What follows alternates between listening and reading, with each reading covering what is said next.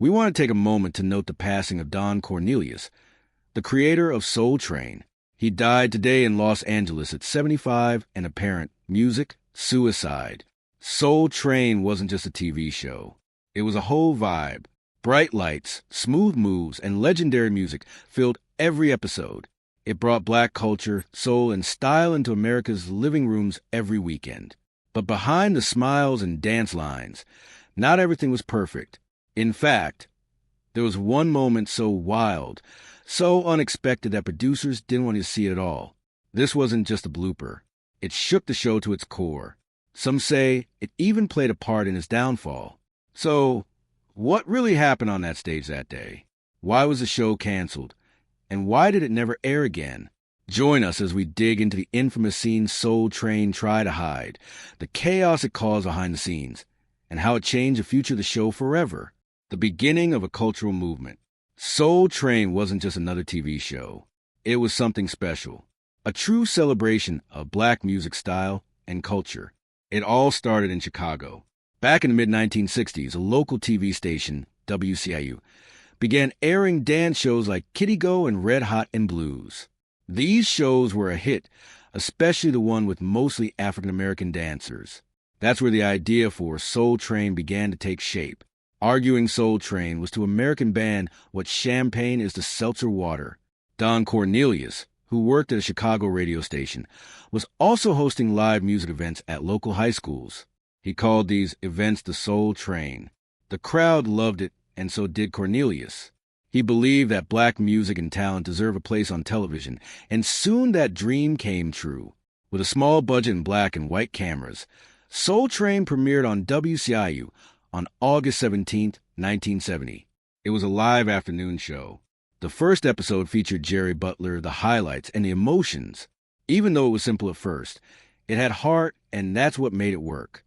Cornelius hosted with energy, and a local dancer named Clinton Gent helped him out before moving behind the scenes. But Chicago was just a start. Something bigger was coming.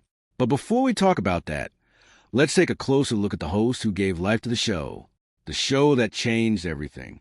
You see, Soul Train wasn't just a show. It was a weekly ritual. Every Saturday, families would sit in front of their TVs waiting for that famous theme song to play. For many, the week didn't feel complete without it. The bright lights, the smooth dance moves, and the cool host made Soul Train a must-watch. It was more than just entertainment. It gave black music, black fashion, and black culture a national stage. People saw themselves on screen, not as background characters, but front and center. The show launched careers, too. Stars like Jod Watley and Rosie Perez got their start there. And over time, Soul Train became the longest-running TV show of its kind. Behind the scenes was Don Cornelius. He wasn't just the host. He was also the mind behind the whole thing. Calm, smooth, and serious, Cornelius brought a cool that everyone remembered. When he died in 2012, fans around the country dressed up in Sevens clothes and danced in tribute. That moment showed just how much Soul Train meant to people. But how did Cornelius come up with the idea, and what made it grow into something so powerful? The birth of a legend. Don Cornelius was from Chicago. He had a strong voice and even stronger style. Before Soul Train, he worked as a radio DJ and news reporter. He also hosted dance parties at high schools around the city. He called them the Soul Train. He would ride the train across Chicago to reach different neighborhoods, bringing music with him. That's where the name came from. Eventually, Cornelius got the chance to put his show on local television. It was small at first, black and white with simple sets, but the energy was real.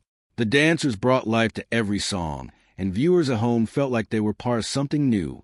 Nelson George, who wrote The Hippest Trip in America, remembered those early days well. He said he and his sister used to sit in front of the TV every Saturday morning in Brooklyn. First, it was a small black and white screen. Then they got a little color one. They'd watch the moves closely. Later that night at school dances or block parties, everyone would try to copy what they saw. It was a very 360 cultural experience. George said the show wasn't just about music. It taught people how to dress, how to dance, and even how to do their hair. The afro, the bold colors, the California style, all came to the screen and into homes across the country. It brought joy, and even more important, it brought unity. But it also arrived during a time of serious change in America, a new voice for black culture. When Soul Train started in 1971, the country was still feeling the effects of the 1960s. Civil rights protests had rocked the nation. Black mayors were being elected in big cities for the first time. The fight for equality was still going strong. Into that world came Soul Train. But instead of showing pain or struggle, it showed joy. It showed pride. And it showed celebration. Black music, fashion, and energy filled the screen. It made people feel seen. It brought fun into homes that didn't always get a break from bad news. It also changed business. Big companies saw the power of the show. Slowly, they started advertising during Soul Train. For the first time, many black viewers saw commercials that spoke directly to them. That had never really happened before. It showed that Soul Train wasn't just popular, it was powerful. Don Cornelius made all of this possible. His smooth voice and calm style made him unforgettable. I'm Don Cornelius and is always imparting. We wish you love. In one famous moment, he told James Brown, "You're still the baddest out here." Brown laughed and said he was just trying to keep up with the dancers. Cornelius turned to the crowd and said, "How about it for the Soul Train dancers?" That moment got loud cheers. He always looked cool and in control. Michelle Martin from NPR once said, "He never broke a sweat. He was like a pilot guiding the show no matter what was happening."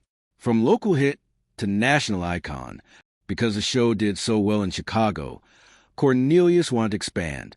He got help from a hair care company called Johnson Products, which made Afro Sheen. They agreed to sponsor the show's move into syndication. That meant Soul Train could now be shown in cities outside of Chicago. But in the beginning, only 7 cities picked it up: Atlanta, Birmingham, Cleveland, Detroit, Houston, Los Angeles, and Philadelphia. Still, that was enough. Once people saw it, they couldn't get enough. By the end of the first season, all 25 target cities were airing the show. The magic had spread. Back then, there weren't many shows by black creators for a black audience. The only other one on national TV was Soul, a public television show. So, Soul Train was a game share. It gave a stage to R&B soul and later hip-hop artists. Everyone from the biggest stars to new talent wanted to perform on it. When the show went national, it also moved its home base to Los Angeles. Cornelius hosted both the Chicago and LA versions at first, but soon focused only on the national one. Clinton Gent stayed behind a host in Chicago for a while, and then the station just ran old episodes. Cornelius remained the face of Soul Train, and for good reason. He once said, "Love, peace, and soul," and fans never forgot it. That line became legendary. But with fame came pressure, and more changes were on the way. A long run and big changes.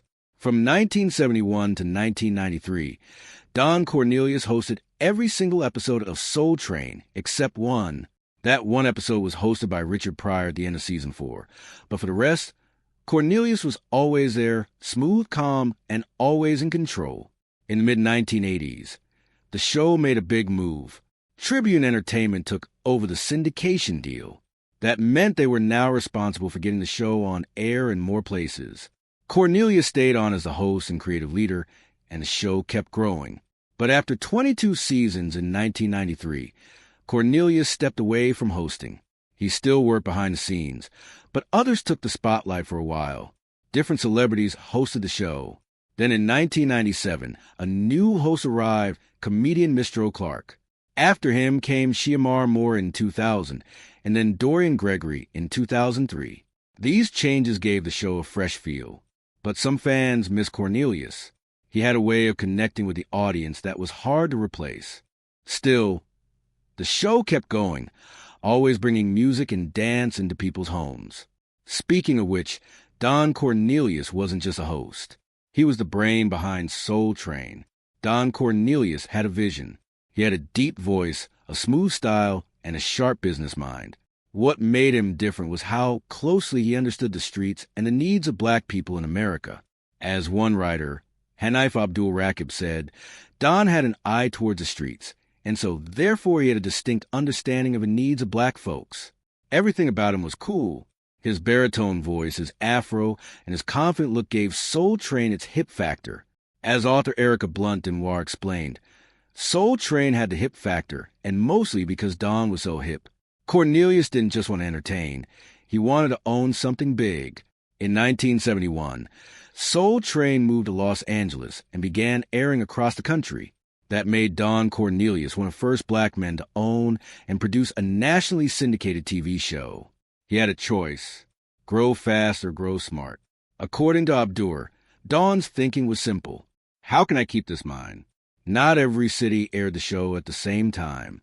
In places like Oklahoma City, some fans watched episodes a week late compared to other cities. But no matter the delay, people tuned in. It became appointment viewing.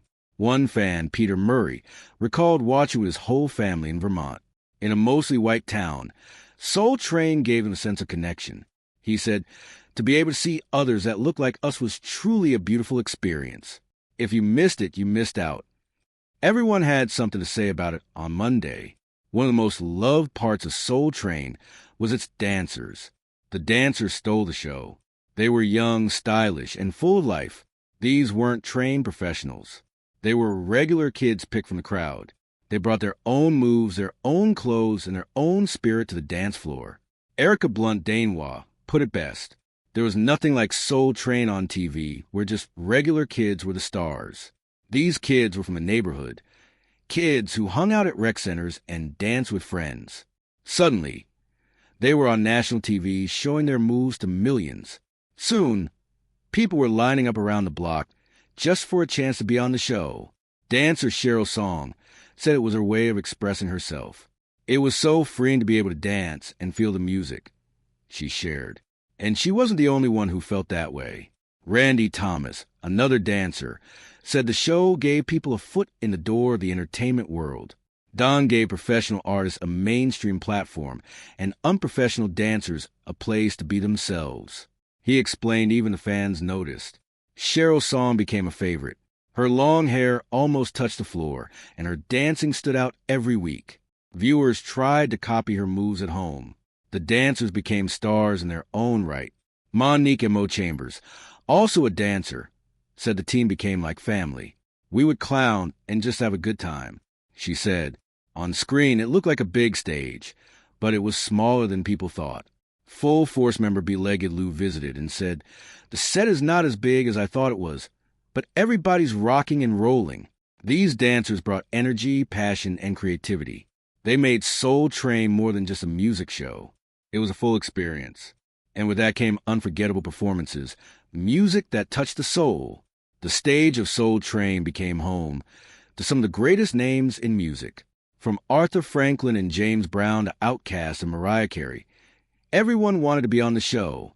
It was a space where artists felt at home, especially black performers who didn't always have a platform on national television. The connection between dancers and musicians was real. Author Christopher Lehman said, the dancers and performers had a symbiotic relationship. That means both sides needed each other. The singers brought the music, the dancers brought the energy, and together they created magic. A perfect example is the Jackson 5. In 1973, they performed the robot dance on Soul Train. But did you know that they learned it from the Soul Train dancers? That's how tight the bond was between the performers and the crowd. There were also unforgettable moments with artists like Marvin Gaye. In one episode, he sat down on stage and talked with fans in the audience just like a neighbor. Abdurraqib said that Don Cornelius made those moments possible by creating a space where even the biggest stars felt like regular people. And then there was Al Green. His voice had so much power that viewers couldn't look away. It's like you're in a church, Blondinoy said. She added, every time I watch it, I have to stop. You're taken in by him. These performances were more than just songs. They were moments that stayed with fans for life. But when Don Cornelius stepped down, the show changed over time. The styles changed. The music shifted from classic soul and R&B to newer genres like hip-hop. But the show stayed true to its roots, celebrating black talent and culture. And then it all came to an end, the beginning of the end. By the time Soul Train reached its 35th season in 2006, things had changed. The once powerful show that brought soul, R&B, and hip-hop to millions of viewers was starting to fade. The show stopped making new episodes after the 2005-2006 season. Instead, the producers played old clips from the 1970s and 1980s under a new title, The Best of Soul Train. It was the first sign that something wasn't right. One big problem was the ratings. Fewer people were watching the show. In fact, the Nielsen ratings dropped below 1.0. That's very low for a show that once had millions of viewers. Most of the stations airing Soul Train by then were either Fox affiliates or small independent stations. Many of them moved the show from Saturday afternoons to late nighttime slots. This made it even harder for fans to keep up. Then came another blow, Tribune Entertainment, which had helped distribute the show.